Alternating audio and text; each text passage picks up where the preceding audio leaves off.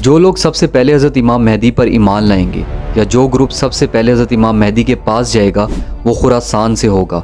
उनके हाथ में काले झंडे होंगे और इस ज़मीन पर अल्लाह के सिवा उनको रोकने वाला कोई भी नहीं होगा।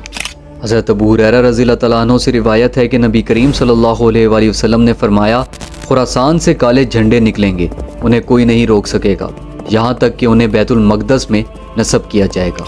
मुसलमानों का ये अकीदा है कि एक शख्स आएगा जो नबी करीम सल्लल्लाहु अलैहि वसल्लम के ख़ानदान से होगा। नबी करीम सल्लल्लाहु अलैहि वसल्लम ने इरशाद फरमाया, अल महदी मिन इतरती मिन वलदी फ़ातिमा, मेहदी आले बैत से होंगे, हज़रत फ़ातिमा की औलाद से। और फिर फरमाया कि उनका नाम मेरे नाम की तरह यानी कि मोहम्मद होगा और उनके वालिद का नाम मेरे वालिद के नाम की तरह यानी अब्दुल्ला होगा और उनका पूरा नाम मेरे पूरे नाम की तरह मोहम्मद इब्ने अब्दुल्ला होगा। बहुत सारे स्कॉलर्स का ये मानना है कि इमाम मेहदी का ज़हूर क़यामत की बड़ी निशानियों में से पहली निशानी होगी। अब आपके जहन में भी एक सवाल आता होगा कि आखिर अल मेहदी का मतलब क्या है। चलें बताता हूँ। अल मेहदी का इंग्लिश में मीनिंग है the awaited one and the anointed one, जिसका इंतज़ार किया जा रहा हो और जिसको मखसूस कर लिया जाए, जिसको चुन लिया जाए। अल मेहदी का मतलब हुआ एक ऐसे शख्स का इंतज़ार जिसको चुन लिया गया। हज़रत अली रज़ियल्लाहु तआला अन्हु से रिवायत है कि नबी करीम सल्लल्लाहु अलैहि वसल्लम ने इरशाद फरमाया, युस्लिहु लाहु फ़ी लैला, अल्लाह रब्बुल इज़्ज़त उनको एक रात में ही दुनिया भर के मुसलमानों की क़यादत के लिए तैयार करेंगे। तो इमाम मेहदी को ख़ुद भी ये नहीं पता होगा कि वो इमाम मेहदी हैं और ना ही उनके अंदर इमाम बनने की काबिलियत होगी, और फिर एक रात के ही अंदर अल्लाह ताला उनकी रहनुमाई फरमा देगा। इमाम मेहदी नबी करीम सल्लल्लाहु अलैहि वसल्लम की तरह होंगे, शक्लो सूरत में नहीं बल्कि इखलाक के अंदर, और इखलाक के अंदर भी पूरी तरह नबी करीम सल्लल्लाहु अलैहि वसल्लम जैसे नहीं होंगे, क्योंकि नबी करीम सल्लल्लाहु अलैहि वसल्लम के बारे में अल्लाह ताला ने ख़ुद कुरान मजीद में फरमाया, व इन्नका लअला खुलुकिन अज़ीम, आप ए मोहम्मद सल्लल्लाहु अलैहि वसल्लम बेशक इखलाक के बड़े मर्तबे पर हैं। इमाम मेहदी पूरी दुनिया पर हुकूमत करेंगे और मुसलमानों के इमाम होंगे और पूरी दुनिया को इंसाफ और ईमान से भर देंगे। अहादीस में आता है कि एक बादशाह एक जजीरे पर मर जाएगा और वो जजीरा अरब में होगा, और उस बादशाह के बेटे या उसके 3 बेटे आपस में बादशाहत के लिए एक दूसरे से लड़ेंगे, और उस लड़ाई से बचने के लिए मदीने में रहने वाला एक आदमी जिनका नाम मोहम्मद इब्ने अब्दुल्ला होगा मदीने से खामोशी से निकलकर मक्का चले जाएंगे, क्योंकि वो इस मसले में ख़ुद को नहीं फंसाना चाहते होंगे और ना ही वो ये चाहते होंगे कि लोगों को उनके बारे में पता चले। लेकिन इसके बावजूद भी मक्का के अंदर लोग उनको मकाम इब्राहिमी और हजर अस्वद के दरमियान पहचान लेंगे और उनके हाथ पर ज़बरदस्ती बैत कर लेंगे। जब ये बैत लेने की खबर पूरी दुनिया के अंदर आग की तरह फैल जाएगी तो उस वक्त शाम से एक बहुत बड़ा लश्कर हज़रत इमाम मेहदी पर हमला करने के लिए भेजा जाएगा, और जब वो लश्कर बईदा पहुँचेगा जो कि मक्का और मदीना के दरमियान एक जगह का नाम है, तो वो पूरा लश्कर वहाँ ज़मीन में धंस जाएगा। और जब उस लश्कर के ज़मीन में धंसने की खबर पूरी दुनिया में फैलेगी तो शाम के अब्दाल और इराक़ के बहुत सारे लोग इमाम मेहदी के हाथ पर बैत करने के लिए मक्का आ जाएंगे।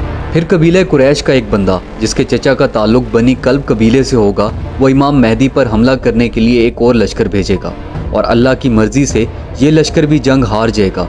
और नबी करीम सल्लल्लाहु अलैहि वसल्लम ने फरमाया कि बदनसीब है वो शख्स जिसको बनी कल्ब के माले गनीमत में से हिस्सा ना मिले। मतलब बदनसीब होगा वो शख्स जो इमाम मेहदी के साथ मिलकर वो जंग नहीं लड़ेगा। तो अहादीस के मुताबिक लोग पहली मरतबा इमाम मेहदी को मक्का में पहचानेंगे, लेकिन मक्का के लोगों को ये कैसे पता चलेगा कि कौन सा शख्स इमाम मेहदी है? तो उस वक्त के लोग इमाम मेहदी की पहचान नबी करीम सल्लल्लाहु अलैहि वसल्लम की बताई गई निशानियों के मुताबिक करेंगे। मतलब नबी करीम सल्लल्लाहु अलैहि वसल्लम ने इमाम मेहदी के बारे में जो निशानियाँ बताई होंगी, उन निशानियों को सामने रख कर वो इमाम मेहदी को पहचान लेंगे। वो निशानियाँ क्या हैं, चलें बताता हूँ।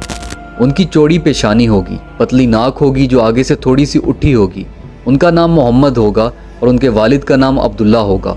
वो मदीना से मक्का की तरफ हिजरत करके आए होंगे, और ये सब निशानियाँ अहादीस की बुक्स में मौजूद हैं। तो खुरासान से जो काले झंडों वाला लश्कर निकलेगा वो इमाम मेहदी के लश्कर में जा मिलेगा, और उसके बाद अहादीस में आता है कि उस वक्त मुसलमान अरब पर हमला करेंगे और अल्लाह मुसलमानों को फ़तह नसीब फरमाएगा, और फिर मुसलमान पर्शिया पर हमला करेंगे और अल्लाह मुसलमानों को फ़तह नसीब फरमाएगा, और फिर मुसलमान रोम पर हमला करेंगे और अल्लाह मुसलमानों को फ़तह नसीब फरमाएगा, और फिर मुसलमान दज्जाल पर हमला करेंगे और अल्लाह हज़रत ईसा अलैहिस्सलाम के ज़रिए तुम्हारी मदद फरमाएगा और तुम्हें फ़तह नसीब फरमाएगा। अब जब मुसलमानों की लड़ाई रोम के साथ होगी तो उसमें मुसलमानों की एक बहुत बड़े लश्कर से जंग होगी। काफिरों के उस लश्कर में 80 मुख्तलिफ किस्म के झंडे होंगे और हर झंडे के नीचे 12,000 लोग होंगे। अब जब मुसलमान उस लश्कर से लड़ने लगेगा तो उस वक्त बहुत सारे मुसलमान डर कर लश्कर को छोड़कर भाग जाएंगे। और नबी करीम सल्लल्लाहु अलैहि वसल्लम ने फरमाया कि अल्लाह उन लोगों की तौबा कभी कबूल नहीं फरमाएगा, क्योंकि उन कमज़ोर ईमान वाले मुसलमानों के मैदान से भागने से बाकी मुसलमानों का जज्बा भी कम हो जाएगा। और फिर जब जंग शुरू होगी तो मुसलमानों के लश्कर का सिर्फ 1/3 हिस्सा बाकी रह जाएगा और बाकी सब मुसलमान शहीद हो जाएंगे। और जो बाकी मुसलमान बच जाएंगे अल्लाह उन्हें फ़तह नसीब फरमाएगा। हदीस में आता है कि हर कबीले के 99 लोगों में से एक बंदा बचेगा। मतलब अगर मुसलमानों के उस लश्कर में एक कबीला है जिसके 100 लोग हैं तो उन 100 लोगों में से 99 शहीद हो जाएंगे और एक बच जाएगा। अब जब इस बड़ी फतह के बाद मुसलमान माले गनीमत जमा कर रहे होंगे तो उस वक्त उनको खबर मिलेगी कि ए मुसलमानों, दज्जाल आ गया है। पहली मर्तबा इमाम मेहदी 10 लोगों को भेजेंगे और उन 10 लोगों से कहेंगे कि जाकर पता लगाओ कि क्या ये खबर सच्ची है। और नबी करीम सल्लल्लाहु अलैहि वसल्लम ने इरशाद फरमाया कि मैं उन 10 लोगों के नाम भी जानता हूँ, उनके वालिद के नाम भी जानता हूँ और उनके घोड़ों का रंग भी जानता हूँ। वो 10 लोग उस दिन सबसे बेहतरीन घुड़सवार होंगे। तो वो लोग जाएंगे और देखेंगे और कहेंगे कि आखिर सबसे बड़ा फितना आ ही गया, आखिर दज्जाल आ ही गया। और दज्जाल का ज़ाहिर होना क़यामत की बड़ी निशानियों में से एक निशानी है।